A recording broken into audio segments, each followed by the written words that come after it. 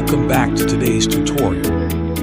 What is a logarithm? A logarithm is simply a way of counting how many times you need to multiply a number by itself to get another number. Not that complicated, right? Let's look at this expression. The small 2 is called the base. This logarithm is really asking, how many times must I multiply 2 by itself to get 8?